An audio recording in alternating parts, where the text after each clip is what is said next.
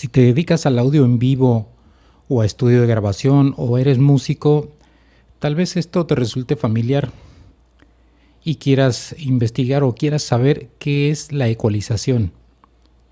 El día de hoy vamos a ver qué es ecualizar. Si nos vamos a la etimología de la palabra ecualizar, la palabra ecualizar proviene de los términos en latín aequus, que quiere decir plano o igual, y de su complemento isare, que quiere decir hacer. Por lo tanto, se puede definir como hacer igual o igualar. Ese es el origen de la palabra ecualizar. Bien, la ecualización es una herramienta que modifica la amplitud de las frecuencias del espectro sonoro con el objetivo de lograr un equilibrio espectral.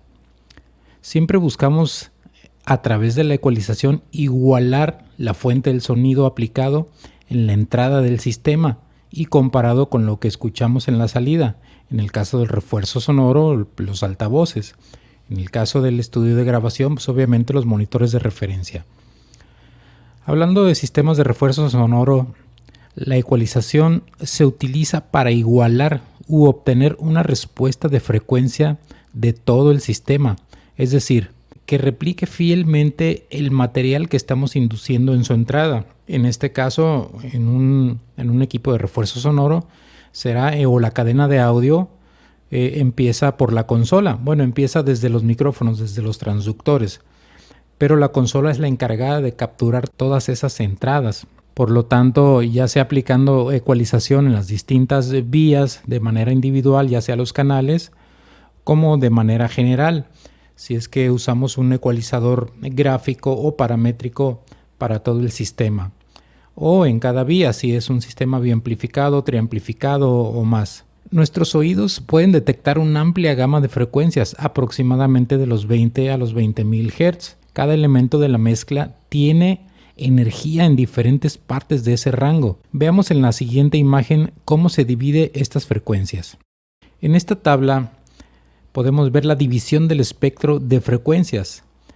En la parte de en medio podemos ver que todo el rango de frecuencias se divide en tres grandes grupos y podemos ver cómo desde los 20 a los 40 tenemos la parte de los graves o los bajos profundos.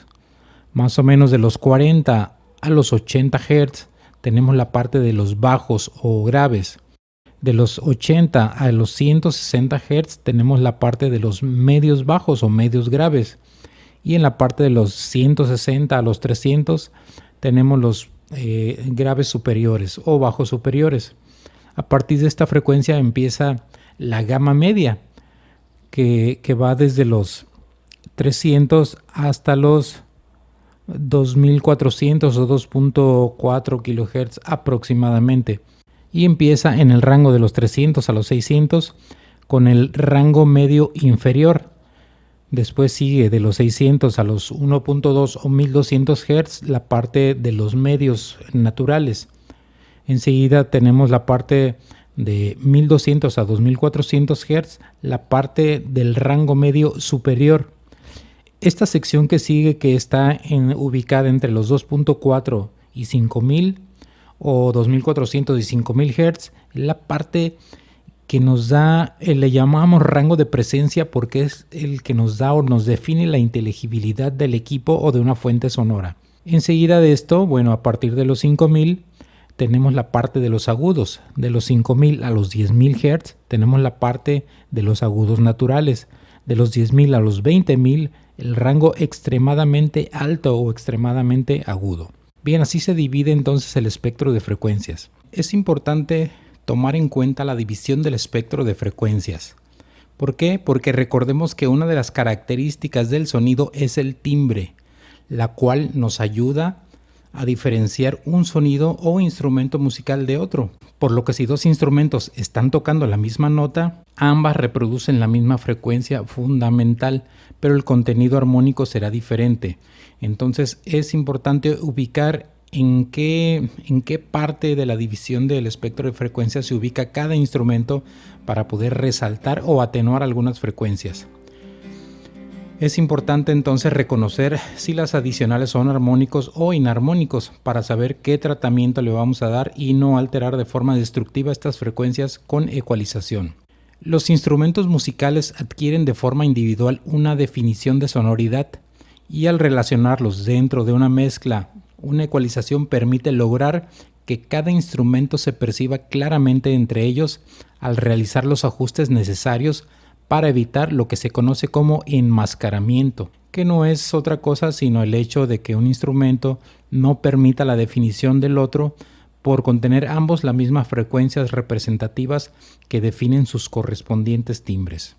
Cuando hablo de ecualización siempre me gusta utilizar la analogía con la escultura o con otras formas de arte. Si tenemos una roca en el caso de un escultor, pues siempre buscamos, no buscamos más bien dicho, pegar otros pedazos de roca, sino que a la roca en general un escultor empieza a quitarle el excedente, empieza a quitarle todo el excedente hasta que solo queda la escultura como tal. Bien, en el mundo del audio es el mismo y bajo este principio nos va a ser de mucho más utilidad utilizar el ecualizador. Los ecualizadores son los encargados de realizar estas tareas. Existen de varios tipos, ya sea de manera análoga o digital, en software o en hardware, pero ese será tema de otro video. Por el momento solo hablaré de los tipos de ecualización que a continuación describo en el orden que yo en lo personal considero es más práctico utilizar. La ecualización sustractiva. Volviendo a la analogía de la escultura, les comentaba que un escultor retira el exceso de roca para dar paso a la escultura como tal o a la obra como tal.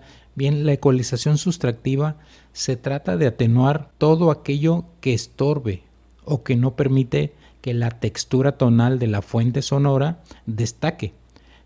Pero cuidado, abusar de la ecualización sustractiva puede hacer que el sonido sea poco natural o distorsionado.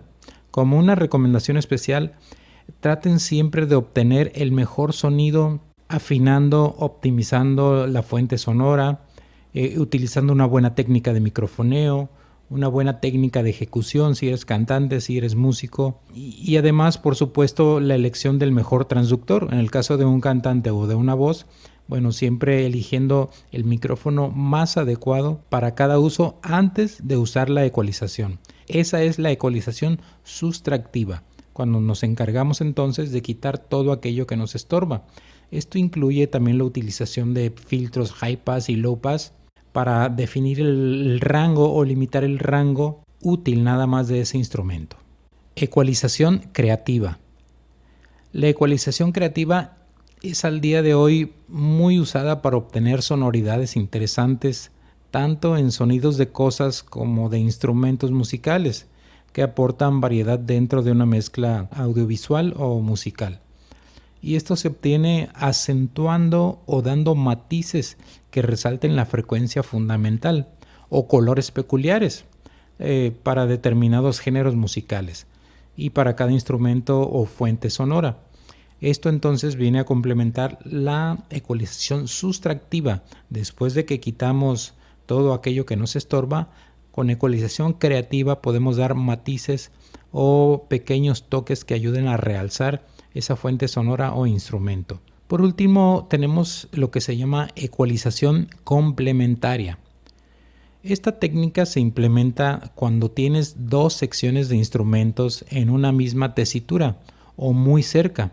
Se hace el espacio suficiente para que ambas convivan y no se estorben entre sí. Por ejemplo, en el caso de alientos, si se tiene una sección de trompetas y una sección de clarinetes que comparten cierto rango de frecuencias, no solo se puede hacer a través de la ecualización complementaria que las trompetas sean más prominentes en sus frecuencias clave, sino que además se puede hacer un hueco, por llamarlo así, o un espacio para que también destaquen los clarinetes.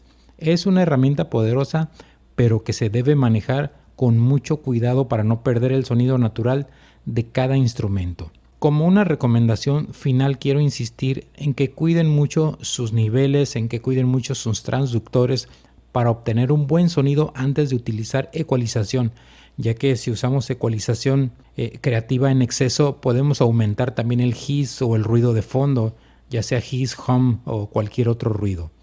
Si quieres saber más, te recomiendo el curso Taller de Fundamentos de Audio para Músicos. En la descripción de este video te dejo el enlace.